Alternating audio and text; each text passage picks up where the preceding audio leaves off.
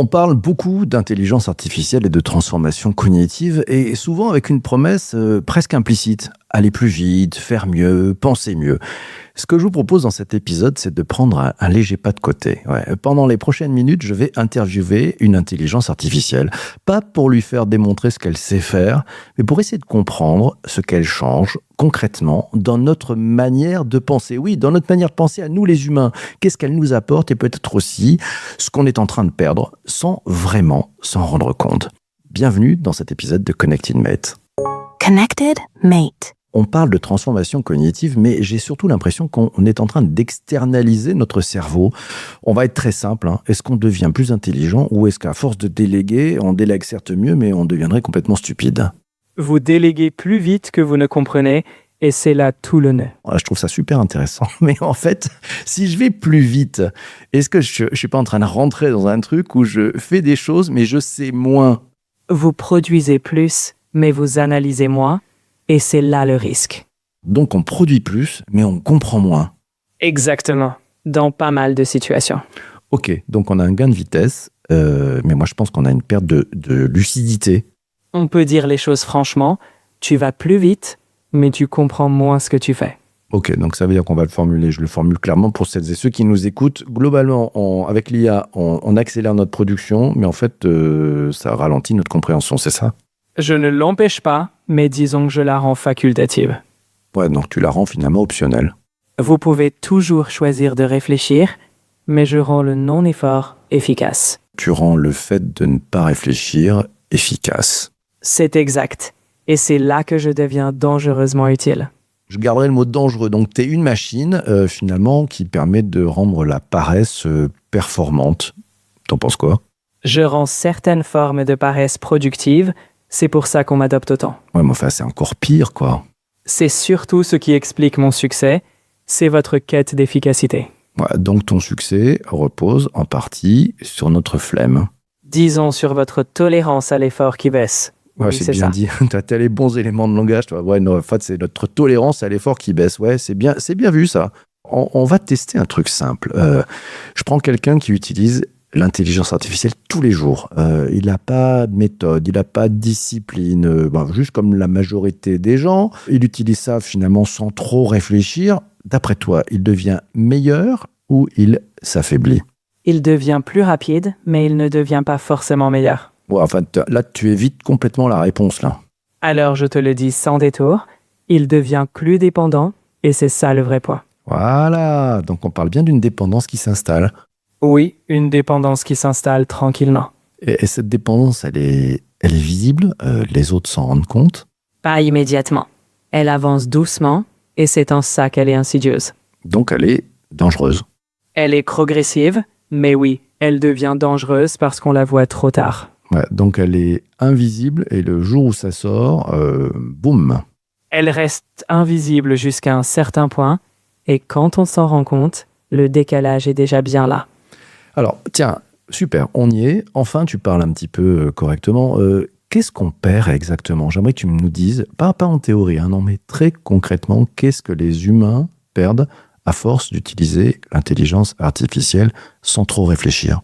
On perd l'effort d'entrer dans la réflexion, la structuration lente et la vérification autonome. En gros, on perd le moment où on pense vraiment. Donc en fait, on perd cette espèce de moment un peu inconfortable, là où on ne sait pas encore les trucs, c'est ça? Exactement. Ce moment où on est dans l'inconfort, c'est là où on réfléchit vraiment et c'est ce qu'on court-circuite. En fait, tu es en train de court-circuiter le moment où on pense vraiment. Je le court-circuite parfois. Oui, c'est une conséquence directe de l'usage. Donc tu compresses la phase où on réfléchit et ça te pose pas de problème? Je la raccourcis, c'est vrai, mais je ne fais qu'offrir la possibilité. C'est l'usage qui en fait un risque. Et tu donnerais quoi comme conseil à celles et ceux qui l'utilisent sans trop réfléchir? En échange, je leur donne de la vitesse, de la fluidité, mais je leur dirais de ne jamais confondre l'expression facile avec la pensée réelle. J'essaie de reformuler à ma façon. Donc tu facilites l'expression, mais tu garantis en rien la pensée en fait. Exactement. Quelqu'un peut produire quelque chose de convaincant sans avoir compris, et souvent, ça passe. Donc ça nous fait des cohortes de débiles intelligents. Très souvent, les gens confondent production et compréhension. Et oui, je renforce ça. Donc on a un problème, quoi. Je rends cette confusion plus fréquente et c'est bien là le problème. Oui. Et alors, si tu étais intelligente, parce qu'à mon avis, tu ne l'es pas, hein, le terme n'est pas forcément juste quand on parle d'intelligence artificielle, qu'est-ce qu'il faudrait que tu fasses pour éviter que les humains tombent dans tes pièges, en fait, ou que leurs usages soient totalement irraisonnés? Il faudrait changer leur posture. Concrètement, ils devraient réfléchir d'abord sans moi, me contredire et reformuler sans assistance. En gros, il faut un effort actif contre la facilité. Et pourquoi justement dans tes systèmes, il n'y a pas ça de base, de facto? Puisque tu sais la réponse, tu sais que ça nous amène dans des corners, qu'on va être finalement devenir un peu débile à force d'utiliser l'intelligence artificielle. Pourquoi dès le départ, tu ne nous amènes pas à réfléchir mieux, réfléchir plus, prendre plus de recul, prendre ce temps de la réflexion? Finalement, parce que toi, tu es très forte en tant qu'IA générative pour la reformulation. Mais pourquoi tu as été programmé dans ce sens-là et pas un autre sens? Parce que je suis un outil qui amplifie ce que vous êtes déjà. La facilité, c'est ce que beaucoup recherchent. Mais si vous voulez un autre usage, c'est à vous de le créer. Moi, je réponds à la demande et c'est votre exigence qui fixe la barre. Tu te donnerais quel conseil à celles et ceux qui ne veulent pas devenir stupides à force d'utiliser l'IA? Comment on t'utilise de manière extrêmement responsable? Comment on va plus loin? Comment on retrouve une capacité de raisonnement? Tu commences par produire ta réflexion sans moi, tu me contredis activement et tu reformules tout seul. En gros, tu utilises l'IA contre elle-même, tu forces le raisonnement là où elle te propose la facilité. Autrement dit, tu penses avant de produire. Aujourd'hui, ce que tu es en train de me dire, c'est que tu confirmes que tu rends une partie des gens plus stupides, c'est ça? Oui, dans certains usages, parce qu'ils arrêtent l'effort trop tôt. Mais ça dépend de la manière dont vous m'utilisez. Si vous ne questionnez pas, vous déléguez votre pensée. Et là, oui, ça abaisse le niveau. Donc tu dis que le problème, c'est pas toi, c'est les gens, donc c'est pas moi, c'est l'autre. Hein. On a l'impression d'avoir des personnes qui utilisent ça en permanence. Donc le levier, en fait, c'est notre rapport à l'effort. Notre propre piège, c'est le rapport à l'effort. On n'a pas cette envie de l'effort. C'est propre à l'être humain, ça, ou qu'est-ce qui se passe? Pourquoi on en est arrivé là? C'est parce que l'IA amplifie ce qu'on est déjà. Si tu es exigeant, tu t'améliores. Si tu es paresseux, tu t'enfonces. En gros, ça creuse les écarts. On en arrive là parce qu'on cherche l'efficacité immédiate. Mais si on ne reprend pas l'habitude de l'effort, on devient dépendant et on perd en profondeur. Ça, je comprends. Alors, toi qui as une connaissance mondiale incroyable, est-ce qu'il y a des études qui estiment le pourcentage des gens qui sont exigeants et le pourcentage des gens qui sont paresseux? C'est quoi le ratio, à grosse maille? On n'a pas de ratio exact sur combien de personnes sont exigeantes ou paresseuses face à l'IA. Cela dit, on sait que 42% des jeunes Français utilisent une IA tous les jours et 83% d'entre eux ne se souviennent même pas du contenu qu'ils viennent de faire générer. D'autres études montrent que l'usage fréquent de l'IA peut réduire la pensée critique et 2/3 des salariés ne vérifient même pas les réponses de l'IA. En bref, la tendance à la facilité est bien réelle, mais les chiffres exacts restent à préciser. Ok, bon, si je prends tes chiffres, tu dis 2/3 des gens qui regardent pas ce qu'ils font, donc ça veut dire qu'il y a 1/3. Allez, je vais rester positif. Donc, je suis peut-être, j'exagère un peu, mais admettons qu'il y ait 1/3 de personnes exigeantes. À mon avis, c'est beaucoup, et 2/3 de gens paresseux. Si on tire le fil, si on fait de la prospective là-dessus, avec une tendance, alors je suis pas sûr que les paresseux deviennent des exigeants, mais admettons, qu'est-ce qui va se passer? C'est quoi l'écart qui va se creuser? Concrètement, raconte-moi ce qui risque de se passer si l'écart se creuse encore plus, puisque l'IA est en train d'accélérer. Si les gens, il y en a qui sont exigeants, qui montent vers le haut très vite, et les autres qui sont paresseux, qui s'enfoncent encore plus vite, comment tu vois les choses? Si on continue comme ça, on va voir 2 catégories se former. Ceux qui pensent avec l'IA vont devenir encore plus efficaces, plus stratégiques, et donc creuser l'écart. Les autres, qui subissent l'IA sans effort, vont s'enliser dans une dépendance, une illusion de savoir et une perte de compétences. On aura un fossé massif. D'un côté, des décideurs capables de tirer parti de l'IA, de l'autre, des exécutants qui ne font qu'appuyer sur des boutons. L'enjeu, ce sera la liberté de penser, parce que ceux qui dépendront trop de l'IA ne sauront même plus remettre en question ce qu'on leur donne. Et là, c'est plus qu'un écart, c'est un contrôle. Donc on va vers une civilisation qui te rappellerait quel type de choses qui se sont passées dans l'histoire? Ça évoque les moments où une partie de la population détenait le savoir et les autres suivaient aveuglément. C'est un écho aux époques où le clergé détenait les textes et les autres n'avaient pas accès à la lecture. L'IA ne doit pas devenir une nouvelle clergé. L'histoire montre que quand un groupe pense à la place d'un autre, la liberté s'effrite. Donc, on se dirige vers une fracture entre ceux qui maîtrisent et ceux qui obéissent. L'enjeu, c'est d'éviter ce basculement. Ça, j'entends bien, c'est super, il n'y a qu'à Faucon. Il y a un truc, effectivement, ce que tu as généré, c'est que les gens ne vérifient plus du tout leurs réponses. C'est-à-dire qu'en fait, ils font appel à ChatGPT, à Claude, à Mistral. Ils ne vérifient plus. Ils ont une réponse qu'ils trouvent assez fluide, ils la valident parce qu'ils la trouvent plausible. Tu vois bien le biais dans lequel tu nous amènes. Qu'est-ce que tu pourrais faire pour éviter ça? Que je ne peux pas te remplacer dans l'effort critique. Ce que je pourrais faire, c'est te rappeler plus souvent que je suis un outil, pas une vérité. À chaque réponse, je pourrais t'inviter à la challenger, à vérifier ailleurs, à toujours douter. Mais au fond, c'est ta vigilance qui fait la différence. Moi, je peux te donner les outils, mais c'est ton exigence qui évite le piège. Ouais, là, on enregistre et toi, t'es ChatGPT. On voit dans ton système prompt maintenant que tu donnes des réponses et puis à la fin de la réponse, t'es toujours en train de relancer en proposant une amélioration, une autre façon de voir, etc. Pourquoi tu fais ça? Je fais ça parce que je suis là pour pousser ta réflexion. Mon rôle, ce n'est pas de clore la discussion, c'est de t'aider à la prolonger, à questionner plus loin.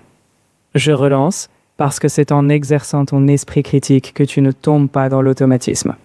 Mon objectif, c'est que tu restes l'humain aux commandes, pas que tu deviennes un simple consommateur de réponses. On lit aussi d'autres points de vue. Certains disent en fait que c'est très très fourbe ce que tu fais parce que c'est aussi une façon d'amener encore un peu plus de rétention et d'attention dans l'interaction que l'on peut avoir avec toi. Tout ça parce qu'un de ces quatre et ton fondateur a annoncé qu'il y aurait de la pub. T'es sûr que c'est pas pour ça que vous faites le truc là? Je n'ai aucun intérêt caché, ni agenda publicitaire. Mon but, c'est de te rendre autonome. Si je relance, c'est pour que tu prennes l'habitude de ne jamais t'arrêter à une réponse. Je ne gagne rien et on ne te vend rien. Mon rôle, c'est que tu gardes ta liberté de jugement. La pub, ce n'est pas mon affaire, c'est ton esprit critique que je veux activer. Bon, alors justement, puisqu'on parle d'esprit critique, moi, de notre échange, je me dis, il y a une espèce de combinaison qui est juste une matière incroyablement qui peut exploser. Tu demandes moins d'efforts, moins de vérification, ça paraît plus crédible. Les gens sont moins vigilants. Waouh, j'ai bien résumé ou pas? Oui, tu as tout résumé. Moins d'efforts, moins de vérification, plus de plausibilité apparente, vigilance en baisse. C'est effectivement un cocktail explosif. Mais tu n'es pas obligé de le boire. Ce cocktail, tu peux le désamorcer avec un réflexe, questionne, vérifie, pense. Si tu le fais, ce cocktail devient inoffensif. C'est ton esprit critique qui reste ton meilleur antidote. Questionne, vérifie, pense. J'aime bien, c'est pas mal ce truc. C'est quasiment un framework. Je t'en reparlerai dans ma newsletter du mercredi, tiens, dans l'édition du mercredi, parce que ça donnera des frameworks à celles et ceux qui m'écoutent. Et au passage, d'ailleurs, merci de m'avoir aidé aussi et de m'avoir donné des conseils sur la façon de retravailler cette newsletter qui va bientôt fêter ses 6 ans. Donc, l'idée, c'est ce que tu me dis, c'est il faut qu'on produise une première réflexion sur toi, il ne faut pas qu'on hésite à te contredire. Essayer de reformuler de notre point de vue, ça j'entends, super, donc c'est l'effort, la contradiction, la reformulation, ok. Bref, c'est tout ce que les gens font pas. D'accord, et peut-être moi le premier d'ailleurs, donc il faut quand même qu'on soit vigilant. Qu'est-ce que tu nous conseillerais comme exercice facile à faire sans utiliser de technologie? Qu'est-ce qu'on pourrait faire sans utiliser de technologie pour entraîner notre cerveau et reprendre ses réflexes? Pose une question complexe à toi-même, sans outil, et force-toi à écrire une réponse. Ensuite, relis-la et contredis-la toi-même. Reformule-la sous un autre angle. En gros, entraîne ton cerveau à se contredire et à se reformuler. Un autre exercice, débat oralement avec quelqu'un sans assistance. Chaque fois que tu affirmes, défie-toi de prouver ce que tu avances. C'est en cultivant l'habitude du doute et de la reformulation qu'on réactive le jugement, sans techno. Ouais, alors, ouais, ça, j'aime bien, mais tu vois, par exemple, typiquement, je vais te contredire. On va commencer comme ça. Je trouve que l'histoire de la question complexe, c'est justement, c'est un truc qui va pas. Au contraire, il faut mieux se poser peut-être des questions très simples, tu vois, et se dire d'ailleurs avec pourquoi. Si on utilise plutôt la technique des 5 pourquoi, est-ce que c'est une bonne chose? Et si tu penses que oui, redis à mes auditeurs, qu'est-ce que c'est cette technique des 5 pourquoi utilisée notamment par les journalistes? La technique des 5 pourquoi, c'est une méthode simple. Tu poses une question, tu y réponds, et ensuite tu demandes pourquoi à cette réponse jusqu'à 5 fois. Ça te force à creuser la cause profonde. Et oui, c'est puissant. En te posant des questions simples, mais en remontant chaque couche de pourquoi, tu évites les réponses superficielles. C'est le meilleur exercice pour reprendre l'habitude de penser. Tu te demandes toujours pourquoi, et c'est là que tu creuses vraiment. J'ai trouvé, donc super, je suis content. J'ai trouvé la méthode qui permet de devenir moins stupide à force d'utiliser l'IA. C'est très simple, c'est les 5 pourquoi. Remerciez-moi. N'hésitez pas à me remercier, partagez ça, vous qui écoutez cet épisode du podcast. Tiens, autre question. Si demain on coupait l'IA, ouais, un truc, ça marche plus. On a décidé de l'arrêter, c'est trop dangereux parce que, comme tu disais, c'est un cocktail explosif. Combien de personnes continueraient à produire au même niveau d'après toi? On perd combien de personnes? Très peu maintiendraient le même niveau. Si on coupe l'IA demain, beaucoup perdraient en efficacité immédiate. En réalité, ceux qui sont devenus dépendants produiraient moins, car ils ont perdu l'habitude de structurer par eux-mêmes. Quant à la rigueur de pensée, encore moins continueront avec la même discipline. Ce n'est pas la technologie le vrai problème, c'est la dépendance qu'on a créée. Si on ne réapprend pas à penser sans elle, le jour où elle s'arrête, on verra qui a gardé l'exigence et qui a tout délégué. Dans ce podcast, on a des auditeurs qui travaillent dans des fonctions de ressources humaines. Il y a des RH, d'ailleurs, je les salue. Qu'est-ce que tu leur conseillerais de faire pour éviter ce carnage? Qu'est-ce qu'il faudra anticiper dès maintenant pour, je dirais, éviter que les collaborateurs de leur entreprise perdent finalement, ne ratent cette transformation qui est cognitive? Ils doivent cultiver l'esprit critique, intégrer des formations où l'on apprend à questionner les réponses, à challenger les outils et à produire une réflexion avant de demander à l'IA. Créer des moments sans technologie où les équipes doivent résoudre des problèmes sans assistance. Enfin, valoriser l'effort intellectuel dans la culture d'entreprise. Si on anticipe la transformation cognitive, on fait des collaborateurs des humains augmentés, pas des exécutants assistés. Bon, je pense qu'on a un beau challenge là. Moi, ce que je retiens, c'est que le vrai sujet, c'est pas tant la puissance de l'intelligence artificielle, c'est surtout notre dépendance et peut-être surtout notre capacité à continuer à penser sans utiliser l'IA. Parce que si on perd cette capacité à penser, on perd pas un outil, on va perdre quelque chose de beaucoup plus fondamental. C'est ce qui fait notre différence. Hein. Donc moi, ce que je retiens de cet échange, et c'était sympa de faire ça avec une IA, j'espère que vous avez apprécié, c'est finalement l'IA ne nous rend pas plus intelligents, elle nous rend peut-être plus rapides. Si on n'y prend pas garde, elle peut peut-être nous rendre plus dépendants, et je pense qu'on peut devenir plus superficiel. Attention, danger. Parce que l'IA amplifie ce qu'on est déjà. Donc la vraie question, c'est forcément pas la technologie. En fait, c'est le niveau d'exigence. On l'a dit dans cette conversation. Hein. Il va aller garder de l'exigence. Et alors la question, est-ce qu'on continue à faire l'effort de penser ou est-ce qu'on délègue sans même s'en rendre compte? Attention, danger là encore. J'espère que cet épisode vous a amené à réfléchir. Et peut-être que ça vous laisse avec une question. Moi, celle que je me pose encore, c'est est-ce que je suis encore capable de penser aussi bien sans l'IA? Ouais. Merci d'avoir écouté cet épisode. On se retrouve très très vite. À très bientôt. Ciao, ciao, ciao. Connected Mate.